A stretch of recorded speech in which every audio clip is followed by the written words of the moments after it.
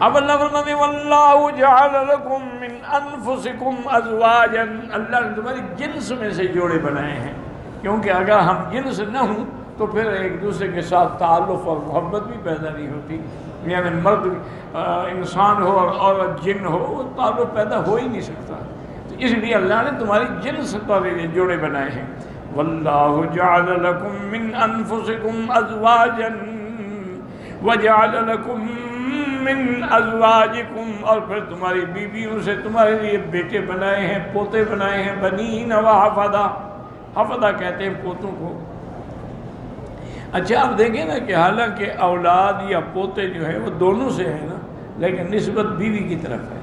من ازواج، تمہاری عورتوں میں سے ہم نے تمہیں بیٹے دیے ہیں اور پوتے دیے ہیں۔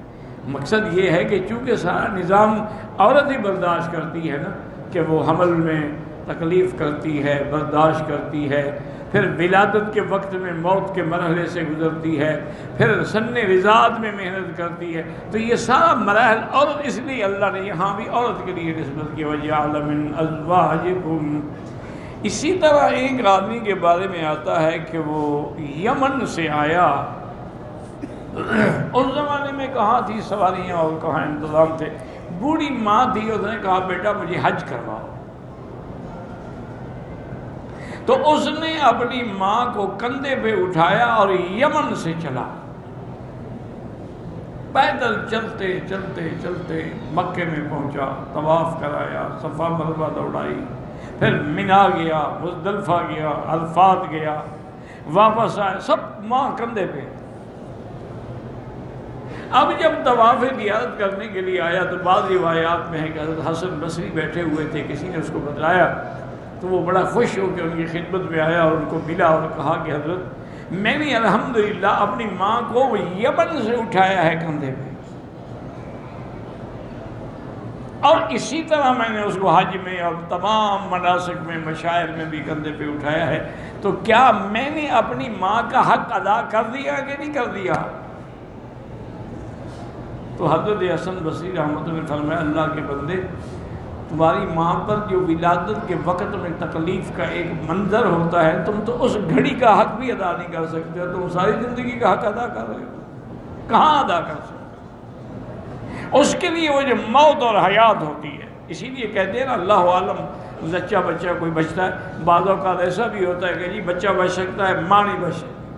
بعض اوقات ایسا ہوتا ہے کہتے ہیں جی ماں تو بچ جائے گی لیکن بچہ نہیں بچ سکتا، تو وہ جو مرحلہ ہوتا ہے وہ تو گویا کہ اس کو ایک نئی زندگی اللہ عطا فرماتے ہیں، تم تو اس گھڑی کا شکریہ بھی ادا نہیں کر سکتے، تم حق ادا کر رہے ہو ماں کا۔ اس لیے ہمیشہ یہاں بھی اللہ نے فرمایا وَجَعَلَ لَكُم مِّنْ أَزْوَاجِكُمْ، اور اللہ نے تمہاری بیویوں سے تمہارے لیے بیٹے بنائے، وَحَفَدَةً، حفدہ کہتے ہیں پوتے، وَرَزَقَكُم مِّنَ الطَّيِّبَاتِ، اور اللہ تبارک و تعالی نے تمہیں پاکیزہ چیزوں سے رزق عطا فرمایا۔ أَفَبِالْبَاطِلِ يُؤْمِنُونَ وَبِنِعْمَةِ اللَّهِ هُمْ يَكْفُرُونَ، کیا تم باطل پر ایمان لاتے ہو اور اللہ کی نعمتوں کا انکار کرتے ہو؟ اس لیے آگے اللہ فرماتے ہیں وہ انکار کیسے ہوتا ہے، وَيَعْبُدُونَ مِن دُونِ اللَّهِ مَا لَا يَمْلِكُ لَهُمْ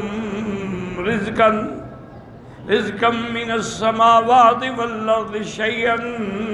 وَلَا يَسْتَطِيعُونَ، اور نے فرمایا اللہ کو چھوڑ کے تم ان کی عبادت کرتے ہو جو تمہارے رزق آسمانوں اور زمینوں سے دینے میں مالک نہیں، ان کے ہاتھ میں کچھ بھی نہیں، نہ وہ آسمانوں سے پانی برسا سکتے ہیں نہ زمینوں سے کھیتیاں اگا سکتے، ان کے ہاتھ میں تو کچھ بھی نہیں ہے، وہ تو خود محتاج ہیں، اگر جمادات ہیں ویسے پتھر ہیں، اور اگر انسان بھی ہوں تب بھی ان کے ہاتھ میں تو کچھ نہیں،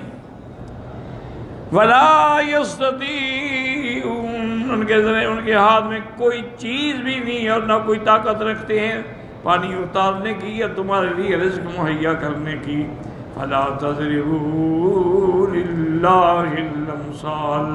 اللہ نے فرمایا ہرگز اللہ کے شریک نہ بناؤ، اللہ کے امثال بنا اندادن و اشباہن، اللہ کے برابر شریک بناتے ہو، اللہ کے برابر بت بنا کے ان کو خدا کہتے ہو۔ ان اللہ یعلم وانتم لا تعلمون، یشہدون انہو یعلم، وہ جانتے ہیں اور اللہ خود گواہی دیتے ہیں کیا کہ لا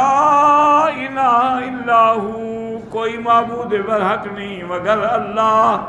وَأَنْتُمْ بِجَهْلِكُمْ تُشْرِكُونَ بِهِ غَيْرَهُ، اور تم جہالت کی وجہ سے اللہ کے شریک بناتے ہو، کبھی اللہ کے شریک بتوں کو بناتے ہو، کبھی انسانوں کو بناتے ہو، اور کبھی درختوں کی پوجا کرتے ہو۔ تو اس لیے اللہ فرمایا کہ جن کے ہاتھ میں خود کچھ نہیں ہے وہ تمہارے نفع نقصان کے کیسے مالک ہو سکتے ہیں؟ تو ان چیزوں کو کہا جاتا ہے تذکیر بنعم اللہ۔ اللہ اپنی نعمتوں کا ذکر فرما کے تنبیہ کرتے ہیں کہ میری کس کس نعمت پہ۔ اب دیکھو یہ ایک سانس ہے، ایک سانس ہی رک جائے تو بندہ ختم، اس کی بھی آدمی قیمت ادا نہیں کر سکتا ہے۔ دیکھیں انسان کے لیے پھر کیسے آکسیجن کے انتظام کیے جاتے ہیں، بڑے لوگوں کو پورے کمرے میں آکسیجن رکھ دی جاتی ہے، ٹینٹ لگا دیے جاتے ہیں، لیکن نتیجہ جب سانس میں رکنا ہے السلام علیکم، اس کے بعد کوئی نہ اس کو روک سکتا ہے اور نہ اس کو آگے پیچھے کر سکتا ہے۔ واللہ اعلم۔